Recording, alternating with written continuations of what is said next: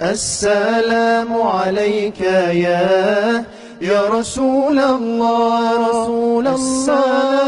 شیخ Saadi فرماتے ہیں میں رود بار کے جنگلوں میں کھڑا تھا تو ایک آدمی چیتے کے اوپر سوار تھا، ہاتھ میں سانپ کا کوڑا پکڑا ہوا تھا. تو میرے قریب آ کے اس نے بریک لگائی نا جب، تو میں ٹھٹر گیا، ڈر گیا.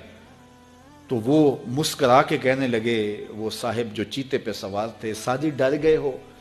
تو میں نے کہا بات ہی ڈرنے کی ہے، پھر چیتے پہ تم سوار ہو، ہاتھ میں سانپ کا کوڑا پکڑا ہے. تو سعدی فرماتے ہیں وہ بزرگ مسکرا کے بولے، سعدی تو خدا کا ہو جا، خدا کی خدائی تیری ہو جائے گی. تو ہو کے تو دیکھ ان کا، پھر نوکر ہو جائے گی ساری خدائی تیری. لیکن ہم جب زر کے پیچھے لگ گئے تو پھر غلام بن گئے. یہ دنیا کی مثال سائے کی طرح ہے. سائے کے پیچھے بھاگو گے تو آگے بھاگے گا، سائے کے آگے بھاگو گے تو پیچھے بھاگے گا. اللہ اکبر. حضور نے ایک سوراخ سے بیل نکلتے ہوئے دیکھا. نکلنے کے بعد پھر دوبارہ اس چھوٹے سے سوراخ سے وہ گھسنا چاہتا ہے لیکن وہ گھس نہیں پاتا. تو جبریل امین سے پوچھا یہ کیا ماجرا ہے؟ عرض کی یا رسول اللہ صلی اللہ علیہ وسلم، یہ اس شخص کی مثال بیان کی گئی ہے جو زبان سے بڑا بول بول بیٹھتا ہے اور پھر اس کو واپس لینا چاہتا ہے تو وہ نہیں لے پاتا. جو آپ بول دیا پھر وہ واپس نہیں ہو سکتا. اس لیے بولنے سے قبل سوچ کے بولنا چاہیے. یہ بہت سارے تیر زبانوں کے، کچھ لوگوں کی عادت ہوتی ہے کہ وہ فٹ بول دیتے ہیں، وہ یہ نہیں سوچتے اس سے کسی کا دل دکھ جائے گا. اور بعض لوگوں کے رویے یہ ہوتے ہیں کہ سچا بندہ کھرا ہوتا ہے، کڑوا ہوتا ہے تو وہ ہمیشہ ہی کڑوے رہتے ہیں. یہ کون سی بات ہے؟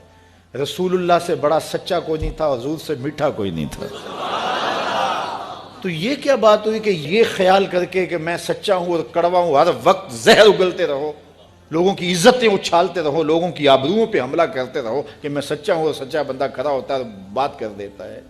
اپنی گفتگو کو کنٹرول میں کرو، کسی کا دل نہ توڑو، کسی کے دل کو اذیت نہ پہنچاؤ، خلق خدا کی بہتری کا سوچو، خود سہ لو اپنے اوپر لیکن کسی کو تکلیف نہ پہنچاؤ.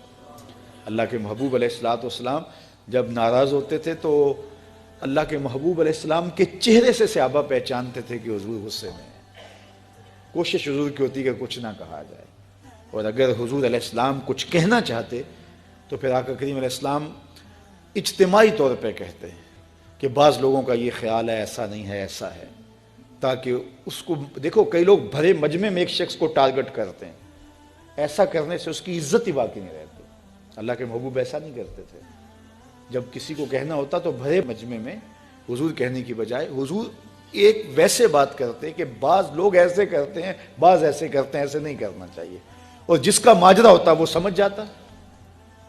تو یہ کوئی بات نہیں ہوتی کہ میں کھرا آدمی ہوں، میں سچا آدمی ہوں، میں لوگوں کے دل چیرتا رہوں، میں لوگوں کے دل پر حملہ آور ہوتا رہوں، لوگوں کے جذبات سے کھیلتا رہوں، لوگوں کو تکلیف اور آزار پہنچاتا رہوں، اور خلق خدا کے لیے میں تکلیف کا باعث بن جاؤں صرف اس بات پر کہ میں سچا ہوں. پہلی بات یہ ہے کہ یہ تیرا گمان ہے کہ تو سچا ہے اور کھڑا ہے، یہ تو اللہ کو پتا ہے کون کہاں کھڑا ہے. اس لیے یہ بات بہت اہم ہے کہ بولنے سے قبل سوچنا چاہیے. ایسے ہی زبان سے کوئی بات نہیں نکال دینی چاہیے. عربی کا ایک شعر ہے کہ جراحات السنان لہو تیامن ولا یلتام ما جرح اللسان، کہ جو زخم نیزوں کے لگتے ہیں وہ بھر جاتے ہیں لیکن زبان کے تیروں کا زخم کبھی نہیں بھرتا، وہ تازہ رہتا ہے. اس لیے ہمیشہ سوچیں اپنی زندگی میں کہ ہماری زبان سے لگا ہوا تیر کسی کو گھائل تو نہیں کر رہا. اور کچھ لوگ ایسے ہوتے ہیں کہ وہ مر بھی جاتے ہیں لیکن ان کی زبان سے نکلے ہوئے تیروں کی زہر افشانی ختم نہیں ہوتی. اور کچھ لوگ ایسے ہوتے ہیں ان سے اختلاف بھی ہوتا ہے لیکن اس کے باوجود کوئی ایسا جملہ نہیں ہوتا ہماری جانب ان کی طرف سے آیا ہوا جو ہمیں تکلیف دے. اختلاف اپنی جگہ ہوتا ہے لیکن جب وہ خیال میں آتے ہیں، جب وہ تصور میں آتے ہیں تو نفرت کے شرارے نہیں پھوٹتے، محبت ہی پھوٹتی ہے. اس لیے ایسے بن جاؤ کہ لوگ تمہیں سوچیں، تمہارا خیال کسی کو آئے تو ساتھ پیار کی خوشبو آنے لگ جائے، نفرت کے شرارے نہ پھوٹیں کہ کوئی تمہارا خیال کرے تو اس کو تمہاری زبان کے برستے ہوئے تیر آنے لگ جائیں، تمہاری نفرت انگیز باتیں ان کو ستانے لگ جائیں اور وہ تمہارے خیال سے، تمہارے گمان سے، تمہارے تصور سے وحشت کھانے لگ جائیں. نہیں خوبصورت زندگی گزارو، اپنی زبان کو کنٹرول میں کرو، اپنی زبان کو قابو میں کرو۔ ام المومنین سیدہ عائشہ رضی اللہ تعالیٰ عنہ فرماتی ہیں کہ ایک دن حضور کا دریا رحمت جوش میں تھا اور حضور نے فرمایا عائشہ جو مانگنا ہے مانگ لو۔ میں نے عرض کی یا رسول اللہ اگر آپ اجازت دیں تو میں اپنے باپ حضرت ابو بکر صدیق رضی اللہ تعالیٰ عنہ سے مشورہ نہ کر لوں کہ میں نے کیا مانگنا ہے؟ تو فرمایا کہ جاؤ مشورہ کر لو، مشورے کی اجازت بھی ہو گئی۔ میں اپنے والد گرامی کی خدمت میں حاضر ہوئی اور کہا کہ دریائے رحمت جوش میں ہے اور رحمت کا باڑا برس رہا ہے۔ حضور نے فرمایا عائشہ جو مانگنا ہے مانگ لو، یہ اتنا سنہری موقع ہاتھ آیا ہے تو میں چاہتی ہوں کہ کوئی مانگوں تو اہم شے مانگوں، تو آپ کی خدمت میں حضور سے اجازت پا کے حاضر ہوئی ہوں، مجھے بتایا جائے کہ میں حضور سے کیا مانگوں تاکہ کوئی چھوٹی چیز نہ مانگوں، بڑی چیز مانگوں۔ تو حضرت ابو بکر رضی اللہ تعالیٰ عنہ نے فرمایا کہ بیٹا حضور سے جا کے کہنا کہ معراج کی خلوت خاص میں اللہ نے آپ سے جو راز کی باتیں کی تھی ان باتوں میں سے ایک بات بتا دو۔ مانگا بھی تو علم مانگا، اور عائشہ میرے سے وعدہ کرو جو حضور بتائیں مجھے بھی آ کے بتانا ہے۔ ام المومنین حاضر خدمت ہو گئیں۔ حضور نے پوچھا عائشہ مشورہ ہو گیا؟ کہا جی حضور ہو گیا۔ کہا مانگو کیا مانگتی ہو؟ کہا حضور معراج کی خلوت خاص میں جب اللہ کے حضور حاضر ہوئے رب نے آپ سے راز کی باتیں کی تو ان باتوں میں سے ایک بات بتا دیں۔ حضور مسکرا پڑے۔ اس بات پہ مسکرائے ہوں گے میرے یار غار کا انتخاب کیسا ہے، یا اس بات پہ مسکرائے ہوں گے کہ راز کی بات بتا دوں تو راز راز نہ رہا، لیکن وعدہ کیا تھا۔ کہا عائشہ سنو، جب میں قرب خاص میں پہنچا تو میرے مالک نے مجھ سے راز کی جو باتیں کی ان میں سے ایک بات یہ تھی، محبوب تیری امت میں سے کوئی شخص کسی شخص کا ٹوٹا ہوا دل جوڑ دے تو میرے اوپر لازم ہے بغیر حساب کے جنت عطا کروں۔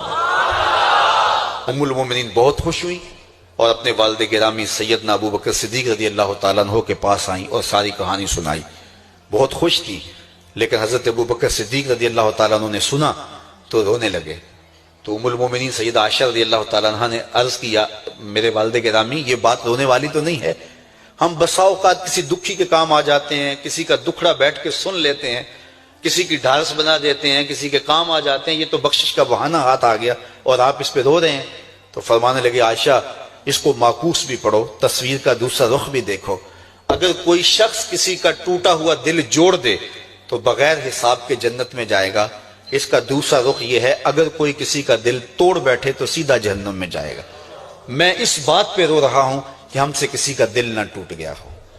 تو آج کی اس مجلس کے اندر کیا یہ دو باتیں میں اور آپ اپنے پلے باندھ سکتے ہیں؟ ایک کا تعلق حقوق العباد سے ہے اور ایک کا تعلق حقوق اللہ سے ہے۔ حقوق اللہ میں سب سے اہم چیز نماز ہے، اور پہلا سوال قیامت کے دن نماز کا ہی ہوگا۔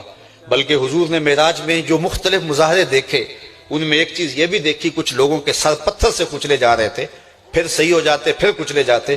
جبریل سے پوچھا یہ کون لوگ ہیں؟ تو کہا آپ کی امت کے یہ لوگ وہ لوگ ہیں کہ جن کے سر نماز سے بھاری رہتے تھے۔